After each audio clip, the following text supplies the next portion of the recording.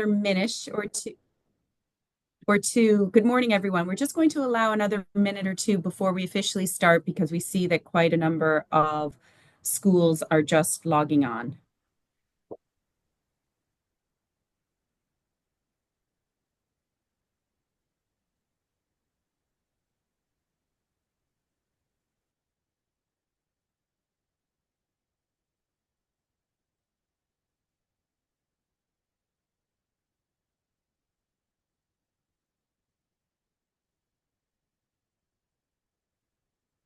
Okay, so I think we'll get started. So good morning and welcome to the Hear and Dare webinar, which is taking place on day 2 of College Awareness Week.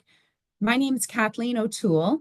I work in the Trinity College Access programs, and I also happened to come up with the idea of a National College Awareness Week 11 years ago. There are Leaving Cycle students from nearly 150 schools across Ireland who are watching this webinar. You're gathering information, considering your future options, and I imagine you're feeling a combination of excitement and perhaps some confusion about what to do next. Let me reassure you, this is very natural and normal. Hopefully, some of your questions will be answered this morning during the course of the presentations and the Q&A session at the end. I'd like to thank the guidance counselors, teachers, school management, and indeed parents, because I believe there's some parents on this webinar, for helping to advise and support students and for registering to attend this webinar, which will be recorded and made available for future viewing. Research continuously points out the incredible difference which educators make in the lives of students, especially for students who may be the first in their family to consider going to college. College Awareness Week aims to celebrate the importance of having a post-secondary education plan, whether that's in further education and training or higher education.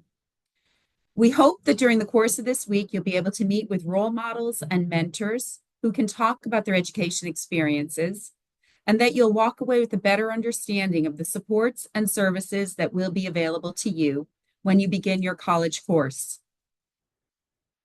College Awareness Week very much values a partnership with the IUA, who oversee the Hear and Dare progression pathways. Hear and Dare will represent a very real option for many on this call, and access offices, including my own in Trinity College, look forward to welcoming you to our campus in September 2025. I'd like to thank in advance Dan McFarlane, who's the Access Manager in the IUA, and Sarah Selfati, the Trinity College Students' Union Access Officer. I hope that you find the webinar useful, informative, and wish all of you every success over the coming months in applying for college courses. Thank you. Thank you very much, Kathleen. It's wonderful to be with everyone this morning. If you've just joined us and you're just after your little break, don't worry. We are going to get started now in a moment. But by way of introduction, my name is Daniel McFarlane, and I am the Access Manager here in the Irish University Association. You probably haven't heard of the Irish University Association, and this might even be your first time of hearing about the Dare and Hear schemes. But I really want to promise you, don't worry, they're really wonderful opportunities. And again, we're going to talk a little bit about what we do today. Another key piece of information about myself, I'm also the first in my family to attend higher education, and I went to college through the HEAR scheme many moons ago, but I'm a part of really what I call Generation Access, and that's really a huge tranche and collection of people who from underrepresented backgrounds have gone on to achieve their dreams in education. That's not only going to higher level, like where I went, Trinity, that's people maybe going to do an apprenticeship, people reaching out for mentor and leadership for starting their own business. So I really want to make sure for anyone on the call today who might be interested in the Dare and Hear schemes, these schemes are for you. And I think College Awareness Week is a wonderful chance to very easily start that exploration of the scheme and then reach out to the people around you, be it your guidance counselors, be it maybe your cousin, anyone in your area who might have experience with this, because I promise you there is more people there to help you than you think. So today is really going to be a chance to specifically talk about the Dare and Hear scheme as a part of that wider College Awareness Week conversation. So I hope you enjoy yourself. If I can just start for everyone, and I just want you to have a quick reflection with this question. Does everyone in Irish society have a chance, sorry, have the same access to higher education? You don't have to shout it out. You don't have to have this wonderful idea. Just have a quick reflection in your mind for just a moment. I let that sit for just a second. And I'll give you my answer. I don't think so. And that's not necessarily pitting people against each other, but we know from research, from practice, and even from an evidence base that not everyone has the same access to higher education. That could be for a myriad of reasons. Some people might have access to grinds, whereas some people might be the first in their family to attend higher education. Some people might also have a disability that stops them from attending school at each day. So we know that the diversity of the human experience means that not everybody is able to access higher education. And the here and there schemes recognize that. But likewise, how we recognize that is really, really specific. And what we stand for is equity as opposed to equality. And what I mean by that for anyone on the call, because I think there's lots of social justice kind of students, I'm sure, on the call. But instead of saying everybody's equal, you all have the same leave cert to sit, the Dare and Here scheme says actually everyone is different and everyone's needs are different. And the Here and Dare schemes will give people the equitable, so the supports that they need to progress to higher education. So some of the plans for this talk this morning, we're going to talk a little bit about Here Info first, because I think that can be the information that a lot of people will have to take home to their parents. So it's really important for us to start with that. Then we're going to talk about the DARE information. Again, that's a lot of the information and a lot of the applications that you might work with your guidance counselor. And then we'll talk about that. And then again, it's really important to hear about student success stories and from people who recently came through the education routes. So we're going to talk to our Access Ambassador, Sarah. And at the very end, we'll have some Q&A questions. So if you do have a question, just write it down on your piece of paper now. Don't overthink it, and we'll get to it at the very end. For anyone who has that kind of burning sense to write it in the chat, please don't, because it'll be very distracting for our guest speakers. So I'm going to jump straight back in. And again, I just wanted to make sure for everyone, this is the same information that we give to teachers, that we give to guidance counselors, and that we give to parents. So it's really important that we give you the most up-to-date information that's really going to help you with your HERE application. So people ask me all the time, what is the HERE route? And I think it's really important for us to go straight back to basics. And Kathleen said it at the start. Higher education access route is an admissions route for school leavers who, for social, financial, and cultural reasons, are underrepresented in third level education. Now, my background is in education now, and I understand that sentence. But when I was in fifth or sixth year, I probably couldn't have understood that sentence. And that's okay. But if I can give you an example for the HERE scheme, really what we're trying to make sure is that people whose parents might be carers or whose parents who might work in retail, that they have a chance to go on to college. And that's what we mean by underrepresented. Not many people would have that opportunity, or at least traditionally so. And if I can make sure for everyone, the HERE scheme was set up so that all Leaving Cert students have a fair and equal, equitable, of course, opportunity to progress to third level education. So we want to make sure that you go to third level education. And people always ask me, yeah, but you might only work for Trinity or you might only work for Kerry. But the way I want you to think about the HERE scheme is that it's a passport to all of these wonderful opportunities in college. So that if you're a student from Cork and you're HERE eligible, you have a chance to go all the way up to St. Angela's. Or if you're a student all the way in Galway and you have a dream to go and do art in NCAD, you can make that trip up and you can apply. So again, it's a really wonderful national opportunity for you to go anywhere that you might want for undergraduate courses in all of these institutions. So students say to me, but what do I really get? Why do I apply? And I always make sure to let them know. So HERE helps you in two ways. It gives you reduced points offers as long as you meet the minimum entry requirements. So basically, you would get reduced CAO points, but you have to, let's say, make sure that you're doing honours maths, if that's a requirement for honours maths, or likewise, let's say, modern foreign language, if that's the requirement of the course. So the HERE scheme is trying to get you to college. What it's also trying to do is what we call post-entry supports, and that's making sure that you can stay in college. So that's things like extra financial help, academic help, that would be the likes of maybe with an academic advisor who could help you on some of your essays in college. And then that's also other, bits of help like social and personal support. So that's the things like mentoring in college and then also special social events, because we all know starting in college, it's kind of like starting in first year all over again. Sometimes to have someone there who's saying, do you know what, we're going to have a little social session of a Tuesday afternoon. It makes the start in college a lot easier. So that's really why a lot of students apply to here for getting to college. But when they get into college, they realize the HERE scheme also helps them stay in college.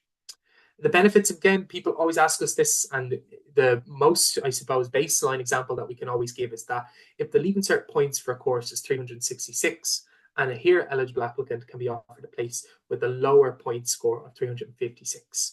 Students ask me all the time, but I really want to go to this college. What's the point? Like, what's the logic behind the points reduction? How can I think about it? And this is probably the best way we can articulate this kind of difference. So really, the amount of points that is reduced by each course, it's dependent on a number of things. So that's the overall places in the course, the number of HERE reserved places in the course, and then the number of HERE eligible applicants competing for those courses. So it's not a rule each year, the amount of points. 1 year it could be 366, 1 year it could be 356.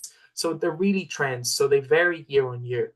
But if you do want actual examples and answers to the reduced points for the course that you're hoping to attend, you can reach out to your local HEI and ask them those questions. We'll talk about that in a moment, though. Again, students say, this sounds wonderful. Sign me up. What do I have to do to make sure that I'm HERE eligible? So it's based on a criteria of 6. And I'll talk a little bit about that now. It's very important that you do meet these criteria. Not all of them, but the first one is the most important. And that's asking, was your household income on or below 46,790 in 2023? Number 2 is, do you or your family have a medical card or a GP visit card? Number 3 is, do your parents or guardians receive means tested? That's very important. Means tested social welfare for at least 26 weeks in 2023. Number 4, again, bringing it back to what the scheme stands for, is your parents or guardians' employment status underrepresented in higher education?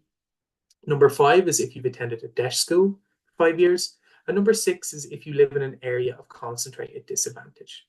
Now, if I can just make sure for anyone who's listening here on this call, that's a pretty complex 6 set of questions we've just asked you. And no one goes around wondering if their parents are underrepresented in higher education. They're going around being a student, and that's fine. But when I was applying to this scheme, I was eligible under all of these criteria. And if you are too, that's wonderful. But I want to make sure in that question and answers kind of pieces, am I eligible? Am I not? What about 1? What about 4? Do not internalize these questions. Reach out to your guidance counselor, talk to the people around you, and go home and begin the conversation with your parents. And we'll talk a little bit about how to do that now. So don't get bogged down in the complexity of this just yet. But do know that if you are eligible for some of these pieces, the HERE scheme could be for you. So likewise, what I said, it's really important that you meet the income indicator and the right combination of 2 other indicators. So like I have that information there, but I don't want you to start saying, oh, I'm 1 and I'm 5 and I'm 2 and I'm... If this sounds like something that you might be eligible for, just reflect for a moment, let it come over you, and you'll really get those answers after the call. So students will say to me, this sounds like I'm eligible. How do I apply? Is it another application form? Do I have to fill in another thing? Do I have to? No, you're lucky. It's all centralized from the CAO. So what you need to make sure is to apply to the CAO by the 1st of February. It's next year. You need to review the HERE handbook with your parents and guardians now, like I said, and you need to complete all elements of the online HERE application on the CAO by 5 o'clock on the 1st of March 2025. We then ask you to send some documentation to us in the CAO. You need to make sure to send clear copies, and that needs to be sent by the 15th of March 2025. So you do have some time, and that's why College Awareness Week is a wonderful opportunity to, remind everyone of the opportunities in the HERE and DARE scheme. This is the time now where you might go home, chat to whoever takes care of you at home, and begin to collect those supporting documentations. Students are like, but what documents? What do I need to do? And they let anxiety get in the way of action straight away. And I would have been that kind of student. So don't worry if that's you, but I want to make sure Get back to the bare basics. When you apply to the HERE scheme, the information that you put in on your online application, you get a checklist. It triggers a checklist automatically at the very end. So your checklist tells you what kind of documents that you might need. So that's if you said that your mum or dad were working for payment or profit, the checklist would tell you what exact documents you might need. Likewise, if you said that your parents were unemployed, or even if your parents said that they were self-employed, the checklist will tell you. But what I really want to make sure is that you start gathering your documentation now. If you're in sixth year, we really don't want you to be focusing on your mocks and a lot of your in-house assessments while doing your HERE scheme work. Try do it now. Start collecting those documents now. We do not want you to be worrying about this over Christmas. We want you to be enjoying yourself with your family. And again, please, please, please, just make sure to do it in a timely fashion. People ask me, what does timely mean? It means not sending it on the 15th March 2025. It means making sure and collecting all those documents now. You can collect your documents, you can bring them to your guidance counsellor, you can say, is this good? Is this all ready to go? And you can send them. You can send them in February, you can send them in the 1st of March. Please do not send them the 14th or 15th of March. It's really not a good idea to leave things up to chance.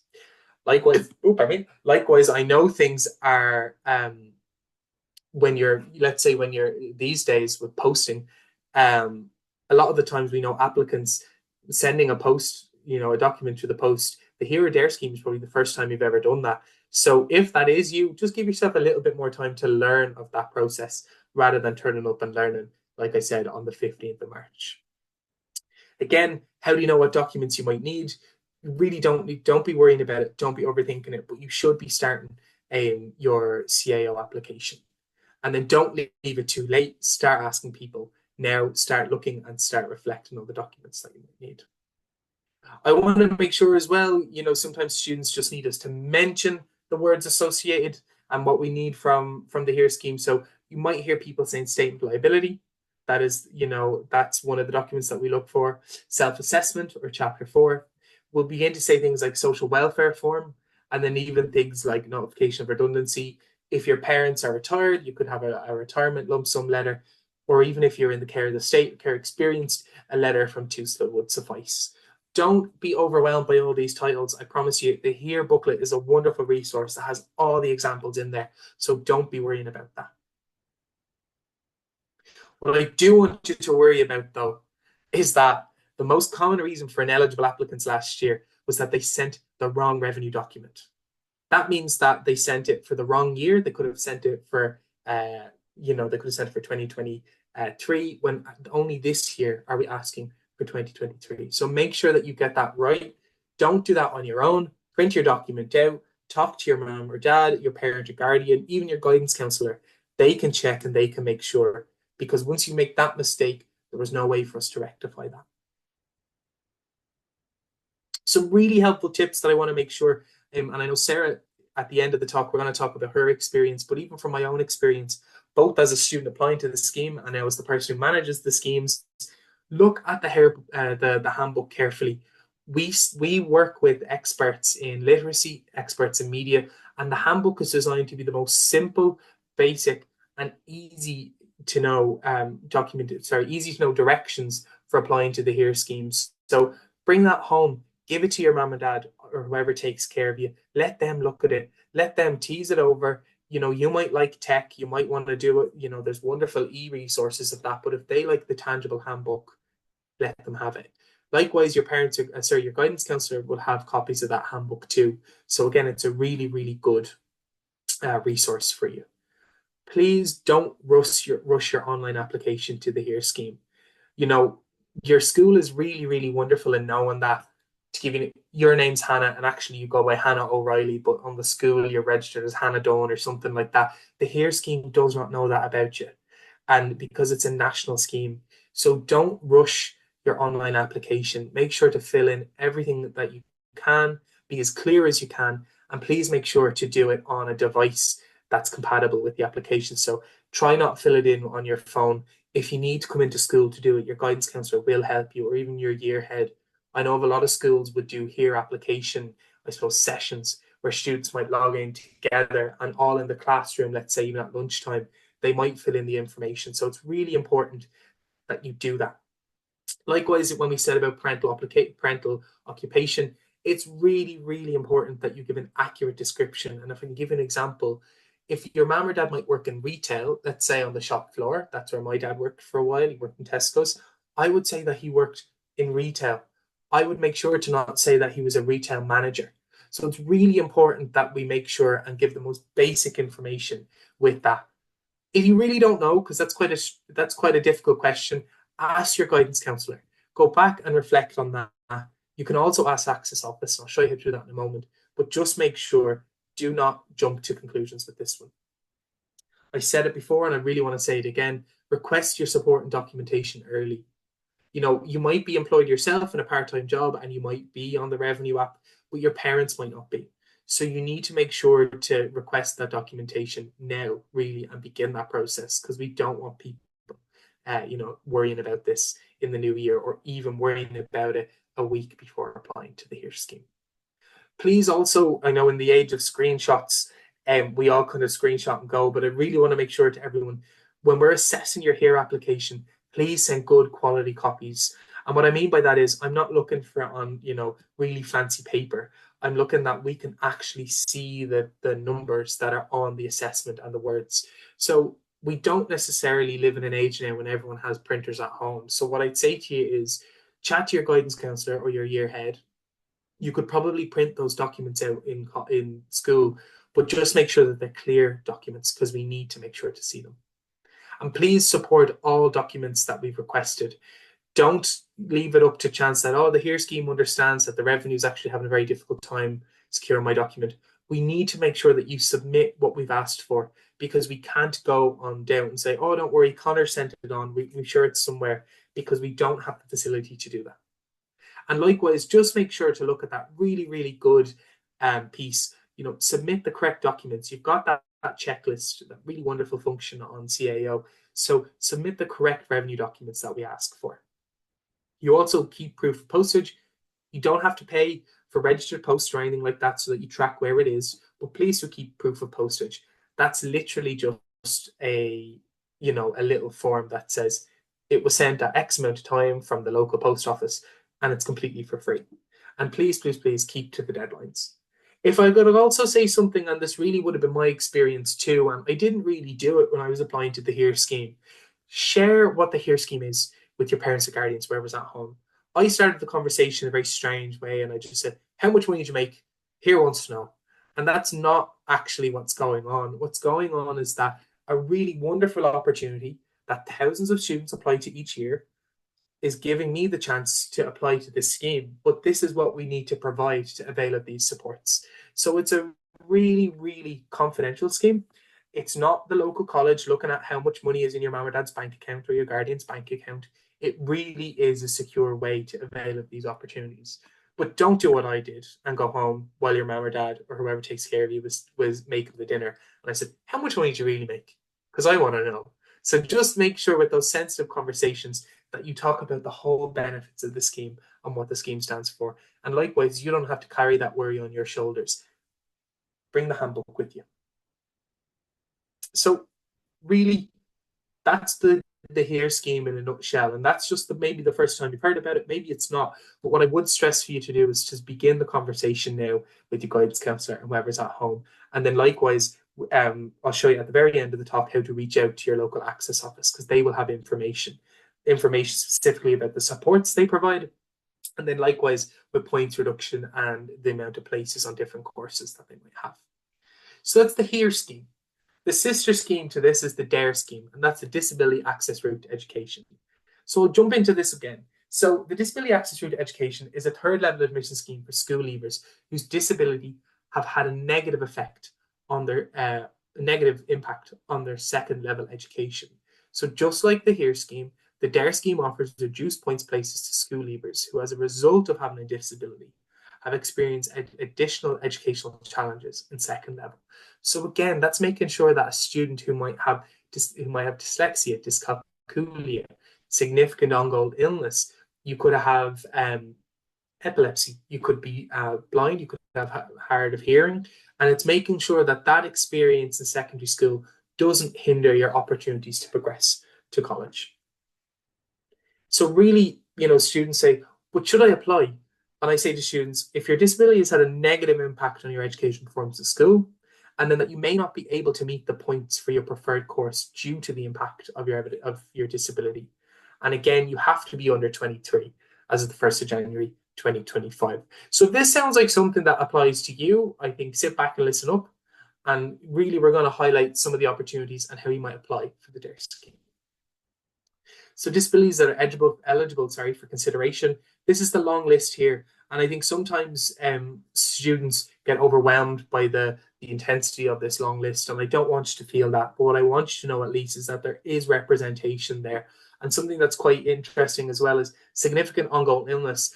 That's an umbrella term for an awful lot of disabilities that people might be facing. So what I would say to you is, instead of thinking, are you represented there? Are you not? Oh my God, I'm eligible. I'm not eligible. Go on to accesscollege.ie.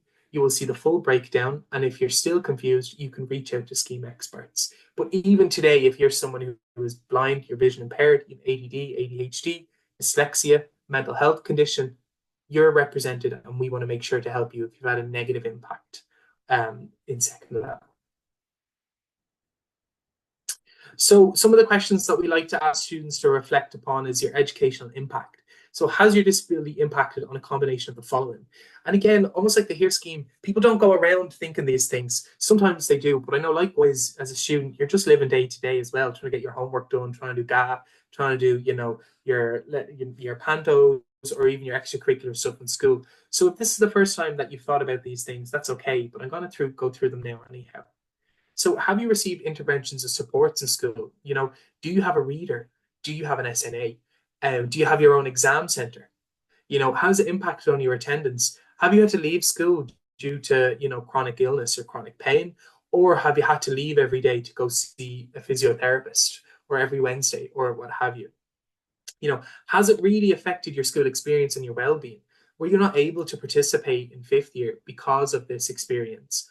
Or because of that, that deeply affected disability, has it had an effect on your exam results? With sometimes it's significant ongoing illness, it can flare up in times of stress, and students are stressed on the run up to exams and mocks as well. So it's really important that we articulate to you that the HERE scheme recognizes that and it wants to help you. And then, again, because there's some other offshoots that's very case specific, has there been any other educational impact that, that we might be able to assess? Number 6, then, just to make sure, required for applicants with dyslexia, significant learning difficulties, or dyscalculia, significant numeracy difficulties, is it severely impacting on your literacy or numeracy skills? Now, you don't have to check all of these, but again, these are just really guiding questions for you to fill out your educational impact. Again, for DARE eligibility, you need to be meeting educational impact with meeting evidence of disability, and then that equals DARE eligibility. So I just want to make sure, though, for applicants, you must provide the required evidence of their disability and provide educational impact statement from their school to be considered for DARE. We really need to know that you've met with the correct professionals and the correct medical professionals for meeting evidence disability criteria. And likewise, for meeting educational impact criteria, you need to be engaging with the supports in school, and you need to be engaging with your school support team to fill that form out. They're both just as crucial as each other. So we need to make sure that you're aware that's what's required for the DARE scheme. Students might say, that sounds wonderful. How do I apply? Is it my guidance counsellor that does all the work? No, it's the two of you together. So you need to apply to the CAO by the 1st of February 2025.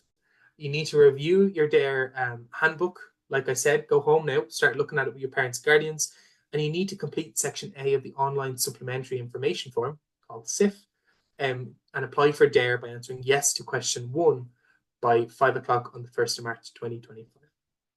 Again, you need to make sure to submit the educational impact statement and evidence of disability to the CAO by the 15th of March 2025. So again, you really do need to keep to those deadlines, but there are opportunities if you're eligible.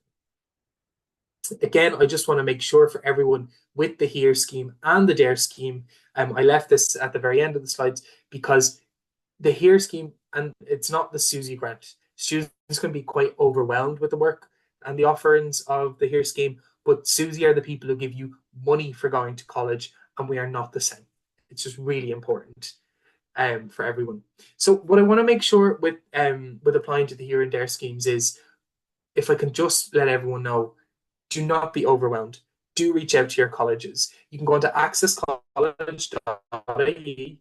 I'm going to make sure and share that with you guys now.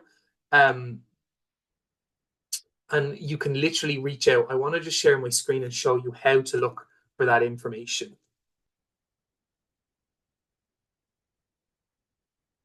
Perfect.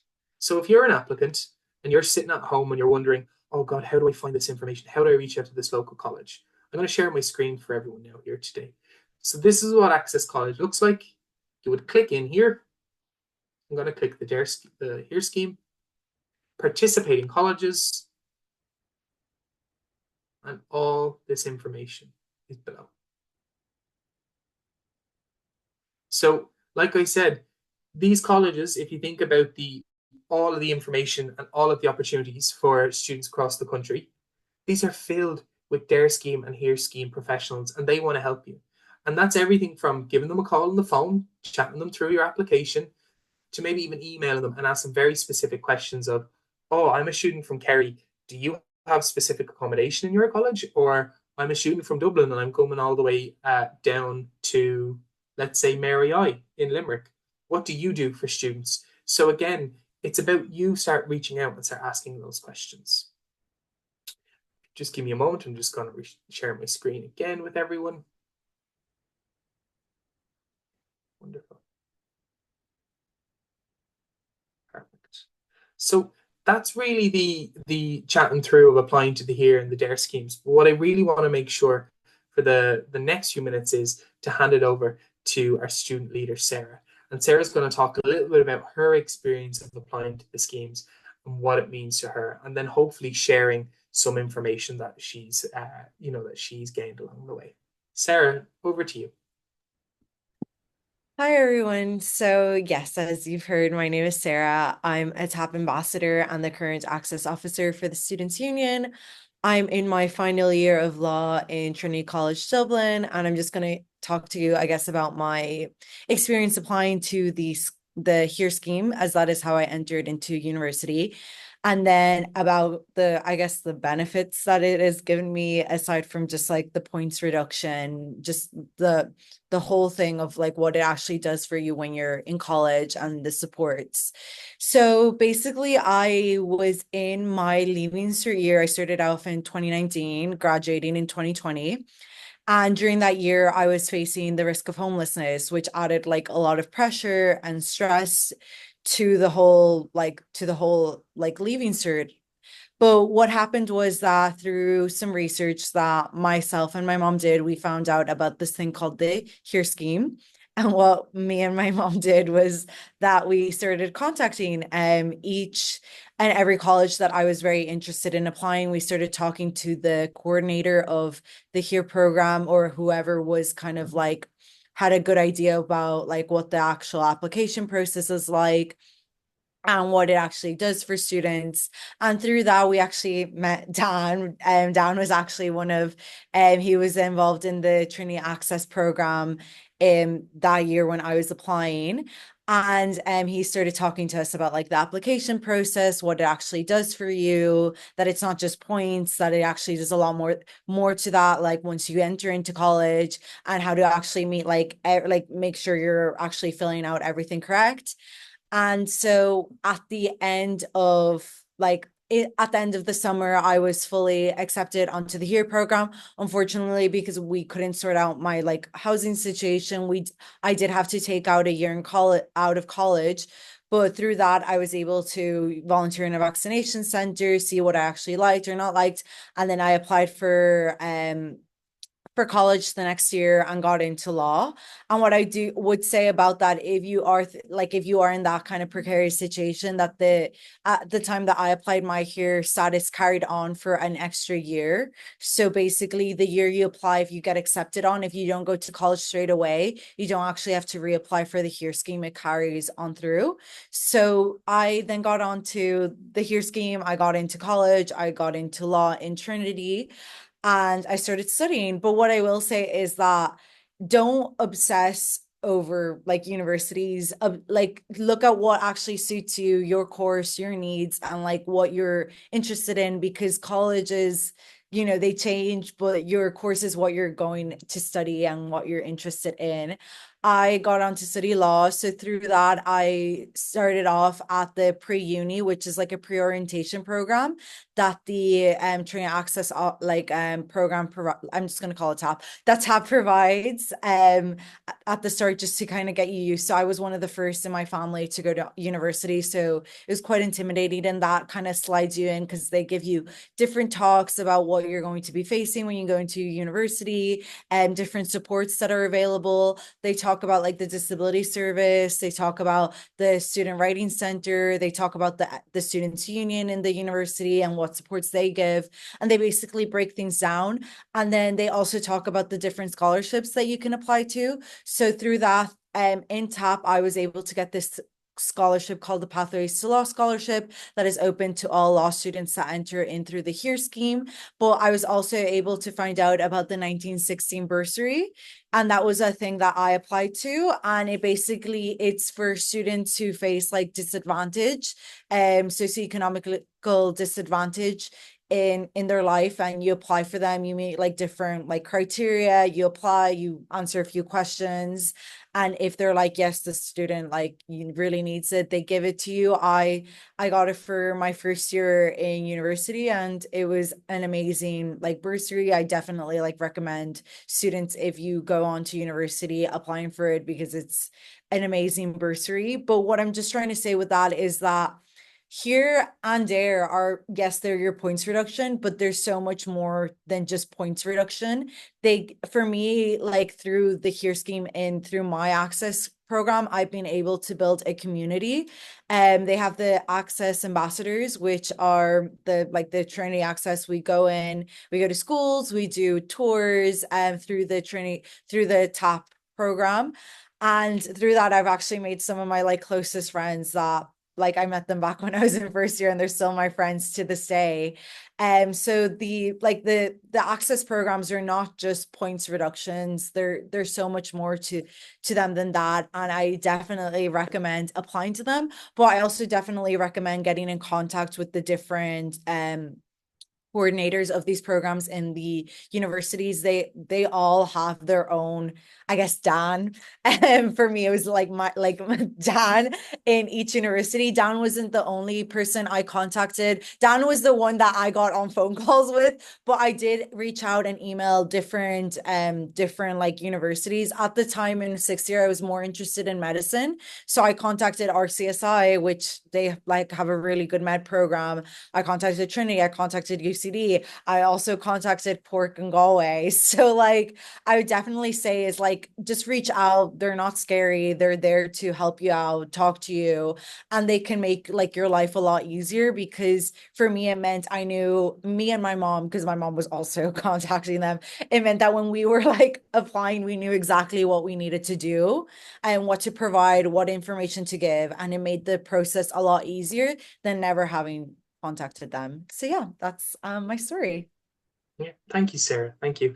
I think it's again when I said that generation access piece, the work that we provide on and the opportunities that we provide on the Dare Here schemes, it's a part of that much national, broader conversation that College Awareness Week provides, and we're nearly coming that full circle piece that people like myself who availed of the scheme are now working on the scheme, but also students like Sarah are going through those schemes and they're leaders in their own right. So if this is something that's you're interested in, do follow up. I just wanted to make sure we had quick tech issues there at the in the middle of our DARE presentation, so we moved to the student piece first. But I wanted to make sure to talk a little bit more about the DARE scheme. Again, this is just really important. So we talk about eligibility, because again, what we don't want people feeling is more confused about the benefits of the DARE scheme and applying. So again, thank you, Sarah, and we'll move to our Q&A at the end again.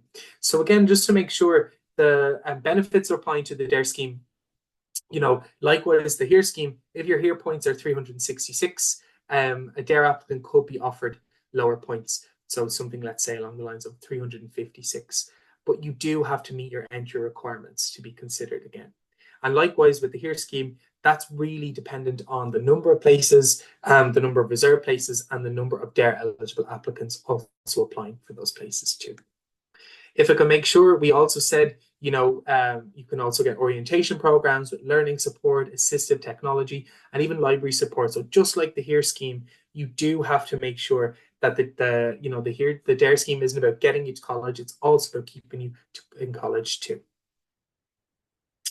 Again, you fill in all these forms. We've already mentioned this, but it's really important that you reach out to your guidance counselor. You do this in the 1st of February. You fill in your online application form, complete section A, and then you send off the relevant documentation.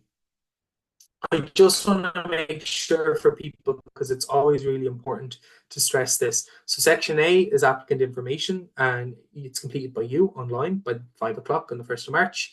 You answer yes to question 1 to apply to DARE and fully complete questions 1 to 5. Or answer yes to question 1B to apply if you need to carry forward your application from 2024 to 2025. Section B, obviously, is your educational impact statement, and that's completed by your school, and it's sent to the CAO by the 15th of March 2025. You then also have to complete your evidence disability, and that has to be completed by the appropriate professional, and that's sent to the CIO too by that 15th of March deadline. Again, just to make sure for everybody, with section D, that's your school statement, and that's when applying under the dyslexia and significant learning difficulties category. Applicants who do not have a psychological assessment report for identifying dyslexia should submit your section D school statement. Talk to your school about this one, because they know exactly what to do in this instance, but it's really important that that's sent on to the CAO too. Another part around the educational impact statement, again, that's what we talked about at the very beginning. That's about providing evidence of the impact on your second level education. You can download that form and then you complete that checklist with your school. Don't worry, your schools are absolute professionals at doing this at this stage. So they know exactly what to do in the event of applying. Some of the section B, so it needs to be completed by either your guidance counselor, your learning support teacher, your year head, a visiting teacher, or principal, a deputy principal. Don't worry about that visiting teacher piece. That kind of applies to certain specific students who avail of supports. So if you do have a visiting teacher, you probably know all about that.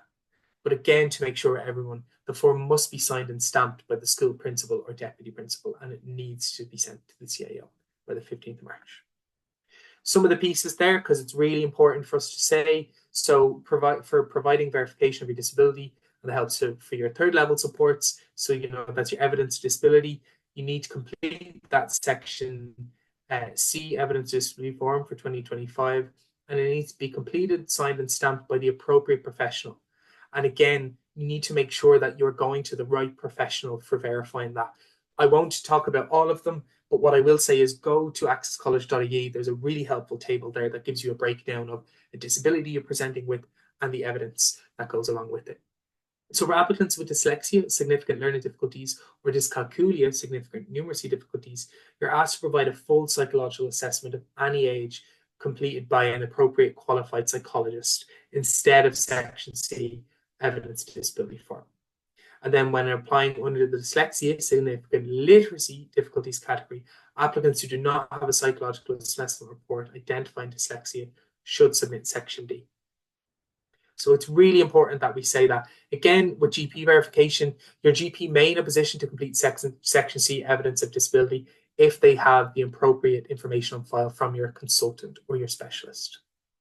And again, just to make sure that evidence of disability, so the age of reports, it's important that you know that the applicants under the following disability categories must provide a report that is less than 3 years old. So it has to be dated after the 1st of February 2022, and that's you're applying for ADD, ADHD, a mental health condition, or a significant ongoing illness. For psychological assessments, again, it's just really important that we say this here. And again, somebody actually stressed in the chat, I think it's really important for us to say that in this form, is that for applicants with dyslexia, significant learning difficulties, or dyscalculia, significant numeracy difficulties, you must provide a full psychological assessment report of any age, but it's completed by a psychologist. Again, check that when you're applying, and then you need to make sure when applying under this category, the applicants who do not have a psychological assessment report identifying dyslexia, you should submit your section D school statement. And then applicants who are applying with dyslexia, significant learning difficulties, must have 2 literacy attainment scores at or below the 10th percentile. So again, you have to make sure that you're fitting that at the standard score of 81 or below. And then applicants with dyscalculia, significant numeracy difficulties, must also have 1 numeracy attainment score at or below the 10th percentile. So that's a standard score of 81 or below. And I know for a lot of people, this might be really overwhelming information, but it's really important in the offset that we, again, bring that back to the negative impact of a disability. And these are the scores that we calculate on the DARE scheme. So again, just to make sure for anyone, if this is adherent to your own experience, so for Section C, evidence of disability, the attainment scores can be from one or a combination of the following sources. So scores from school-based attainment testing, scores from testing carried out by a psychologist, but the testing must have been carried out by the 1st of February 2023. And all applicants must submit an EIS completed by their school. Again, for this, I really want to make sure for everyone, don't be overwhelmed by it. Check it out on Access College. You need, again, to be sending your evidence disability documentation to the CAO by the 15th of March. And likewise, please, please, please send good copies and only keep the originals at home. We do not want to keep the originals. Again, just for a couple of people, if you're applying under dyslexia, significant learning difficulties category, but you do not have a psychological assessment report identifying dyslexia, you need to submit Section D.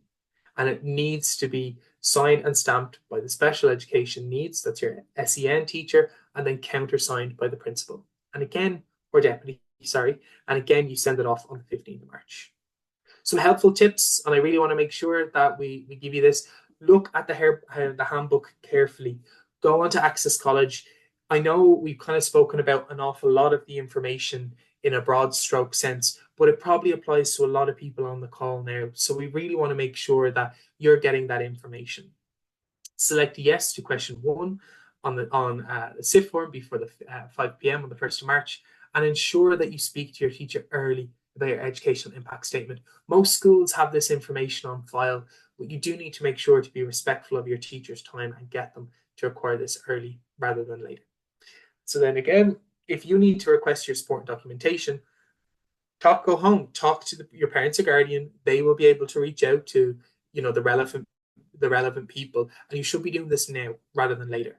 And I also mentioned it, but I need to mention it again. Please send good copies. We need to actually see what's being presented to us when we're assessing. And you need to make sure to submit all that documentation by the 15th of March.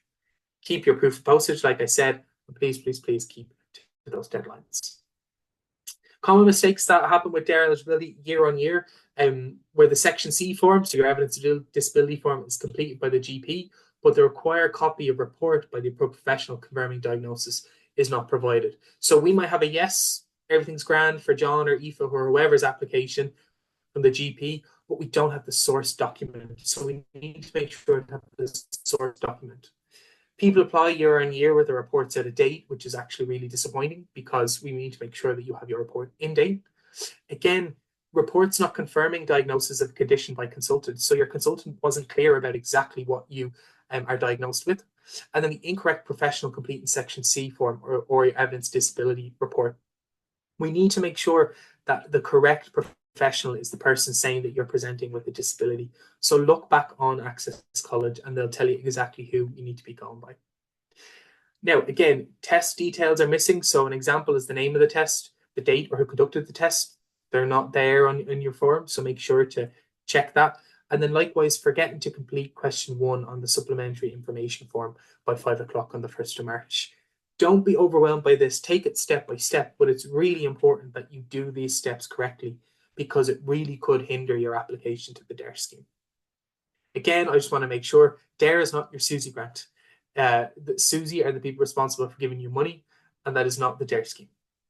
So we've got some information here about SUSI, which everyone will have access to after this call, but I won't talk about it now. SUSI there will be a chance in your Leaving Cert kind of work to look at the work that you're applying to SUSI. But again, you can do this up to 2 weeks, up to 6 weeks before going to college. So I just wanted to make sure, because this talk has been about DARE and here. So the work that you do, if you're applying to both, you feel you're eligible for both, wonderful, but you do your work at the exact same same time. So the deadlines are the exact same. So by the 1st of March, you can apply. That's at 2025, 5 o'clock. And then you make sure to send your supporting documents by the 15th of March, 2025. You will get a notification of eligibility at the end of June, so generally the last day of your leaving cert. So a lot of students, they can feel quite anticlimactic that they're like, I've done all the work for the HERE scheme or the DARE scheme. No one's told me anything. It's April. No one's let me know. And we won't let you know because we're off assessing. And also we want to leave you as the applicant to focus on your leaving cert. So you will have an outcome at the end of your leaving cert. It's generally the last day. And then if you're unhappy with your outcome, we call that the review and appeals application. So you can review your outcome and say, actually, I want to appeal this. I think I should be eligible. If you're happy with your outcome, if you're told you're there or here eligible, you don't have to do anything then until the offers. And the here, there offers and the CAO offers are exactly the same. It's all done through the same system. And then fingers crossed that all goes well for applicants. They then head off to college orientation. So like what we said, the getting you to college piece of the HERE scheme stops and the keeping you in college of the HERE and DARE scheme starts in late August, early September. So this is actually a really helpful piece. I know guidance counsellors will have this kind of taped up in their offices. So if something like this helps you or your parents, by all means, you can use it too. There's a wonderful pager in the HERE and DARE booklets where this kind of calendar is detailed. If I can just make sure if there's any kind of mantra when applying to the DARE and HERE schemes, please make sure if we ask for something, submit it. With a document that you have to submit, check it, and then make sure, because it happens year on year, send it on to us. It's really important that I also stress because misinformation can get out and people can get very confused. You can apply for both the HERE and DARE schemes if you're eligible. That doesn't mean you're suddenly eligible for 600 points off, but what it does mean is that you're eligible for, you're prioritized for reduced points places. And we want to make sure that those who are from underrepresented backgrounds and who also have a disability are being prioritized for those opportunities. So I really want to make sure I showed you there our Access College website, but this is what it looks like when you just land in the page. It's really helpful. It's really good to use, and it's actually really good on a phone as well or tablet. So make sure to have a look at that there because it's not going to be the last time that you've heard of the HERE or DARE schemes. We're also hosting in-person information days on Saturday, the 11th of January, and that's in locations all across the country. So I'd ask you to go onto Access College, and we're just waiting. Next week, we'll be releasing all the locations, but most common locations will be had. We will have sessions down in Cork. We have sessions in Galway. We've Dublin. We've all the way up the north, all the way been on the west coast. We've got Sligo and we've got Midlands covered as well. So it could be near you. These are wonderful days to bring your documentation to the local access offices. You can also ask questions about your application, and people like myself will be there to help you not only start the HERE and DARE application, but finish it as well within the right deadline. So again, I just want to make sure to give everyone just some further kind of information with your application outcomes. You'll make sure to get a notification. It will always be within the CAO. So just make sure that you keep all that information and all your passwords in one place.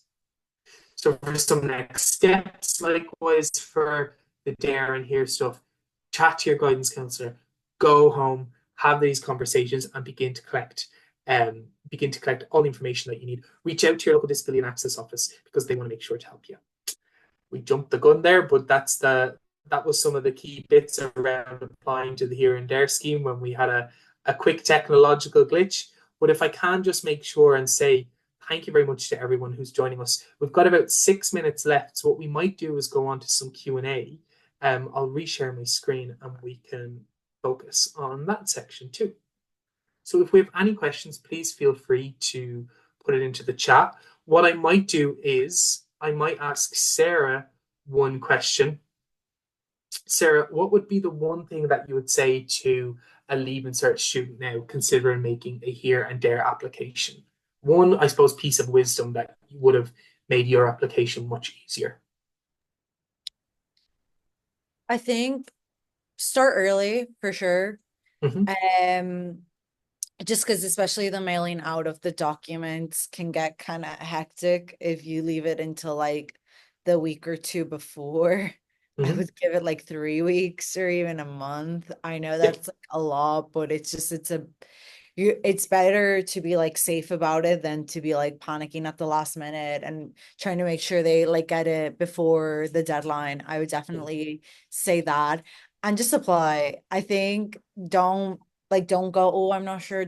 Like it's better to apply and get rejected and know that you're like, okay, they said no, than to never apply and just never know whether you wouldn't have gotten in or not. So it's just apply, go for it. Like Mhm, there's no room in like doubting yourself. Just go for it and then mhm. you'll see how it goes.